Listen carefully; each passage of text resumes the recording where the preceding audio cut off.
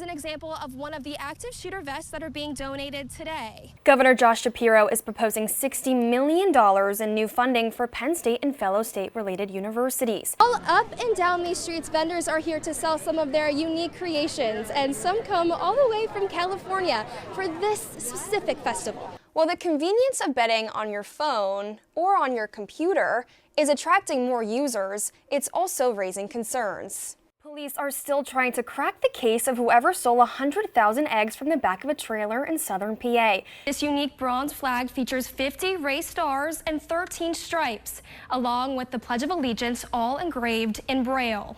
A very different kind of project is also underway at Penn State, the search for alien life. Carson Schuler has that story. We're here at the Bedford County Fair. I mean, there are so many things to do here. Behind me, there's even a horse show. Thanks, Allie. Coming up next, people will be rocking the 80s this weekend in State College to help some people who really need it. Stay with us. If you head over to our website, WTAJ.com, you'll find a special report including conversations with superintendents from some of your local school districts. In studio, I'm Mackenzie Bruns. It's a donation that'll have a big impact on police departments across Cambria County. Tactical gear including plate carrier vests and rifle special threat mini shields to help protect officers serving their community, especially when they're putting their lives on the line. These vests, you don't have to wear them all the time. It's for those higher risk situations or where there might be a gun involved, and it just adds that extra layer to make sure that the officers come home safe every night and make sure they can see their families. The vests are made with steel plates and ensure officers are prepared and protected to respond to any event. Here is an example of one of the active shooter vests that are being donated today. 22 police departments across Cambria County will be taking 1 to 2 home. Senior Judge Krubenecker played a significant role in making the donation a reality, and a little help from the 1889 Foundation. With him for 40 years since I started as a public defender. You know, it's a long time. And I've known them, you know, some of them we grew old together. I knew police that lost their lives. Not many, but a couple. And, you know, that touches you.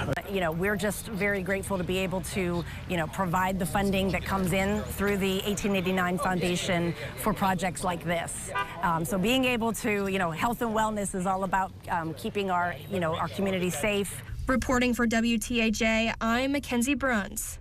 For years, gambling meant you had to go to a casino. Now, for people like Ryan Esslinger, betting is right at their fingertips. And I ended up placing like $10 on like a 3 or 4 leg like basketball parlay. Was sweating it out until about probably midnight, 1 in the morning. I ended up winning, I think, $150. The new state gambling survey found 20% of adults now gamble online, and the numbers are rising. Jillian Russell, a co-investigator of the report, says accessibility is erasing supervision. If I'm at a casino and if I've had too much to drink, someone could eject me. They could tell me, okay, you're cut off, it's time to go home. At home, there's no one to tell me that. The shift to online betting is bringing in big bucks. Pennsylvania now tops $2 billion in annual online gambling revenue. Well, the convenience of betting on your phone or on your computer is attracting more users. It's also raising concerns. Many people are engaging in illegal gambling, and we believe that a lot of them are actually doing it involuntarily. They think that they're gambling legally, but they aren't. Not all online betting is legal. The study from Penn State researchers found more than 20% of adult PA gamblers use unregulated or illegal gambling sites. And it's not always clear whether or not they are sanctioned by the Commonwealth of Pennsylvania to be here. Glenn Sterner, principal investigator of the project, says keep an eye out for language that says the online site is regulated by PA Gaming Control Board, or for other types of online horse betting, the Department of Agriculture. But the risks go beyond illegal sites. They include gambling addiction. So if you're gambling frequently, if you're gambling on multiple platforms, that group specifically has much more higher likelihood of having some sort of gambling problem-related behaviors. For Esslinger, a Penn State student, his advice is simple. Don't start gambling because it's almost like smoking or like anything like that. It's very addictive.